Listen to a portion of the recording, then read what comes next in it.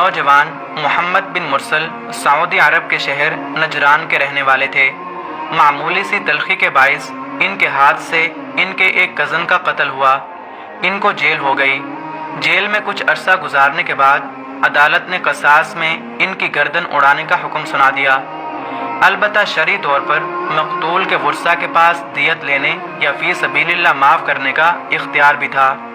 محمد مرسل کے قبیلے آل رزق کے بچوں، بزرگوں اور نوجوانوں نے یہ فیصلہ کیا کہ مقتول کے قبیلہ آل سنیج کے سامنے معافی کی درخواست رکھی جائے۔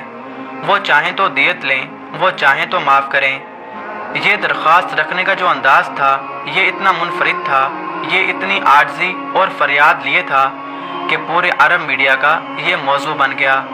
محمد بن مرسل کے قبیلے کے چھوٹے بڑے، بزرگ، بچے سب مقتول کے دروازے پر پہنچ گئے۔ مقتول کے ورثاء کو بلایا گیا۔ ان کے سامنے قبیلے کے سرداروں، شیخوں، جوانوں اور بچوں نے اپنی اقالیں، چادریں اور لمبے جبے اتار کر مقتول کے ورثاء کے قدموں میں رکھ دیے۔ عزت اور فخر سمجھی جانے والی چیزیں اور اشیاء اتار کر مقتول کی چوکھٹ میں رکھ دیں۔ اپنی چادروں سے گھٹنوں کو باندھ کر زمین پر لیٹ گئے۔ اپنے سروں پر مٹی ڈالی۔ شاعروں نے معافی پر قصیدے پڑھے۔ قاتل کے ننھے بچے نے یوں معافی کی استدعا کی کہ جگر کٹ جائے۔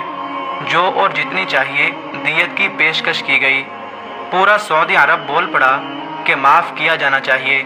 شریعت نے دیت اور معافی کا آپشن بھی تو رکھا ہے، لیکن مقتول کے ورثاء نے نہ تو معاف کیا اور نہ دیت پر راضی ہوئے۔ چنانچہ نوجوان محمد بن مرسل کی گردن قصاص میں اڑا دی گئی۔ یہ پہلا قاتل تھا جس کے لیے پورے ملک میں مغفرت کی دعائیں ہو رہی تھیں۔ لوگ ہمدردی کا اظہار کر رہے تھے، لیکن دوسری طرف قانون اپنی جگہ کتنا مضبوط ہے کہ سب کچھ کے باوجود نافذ ہوا۔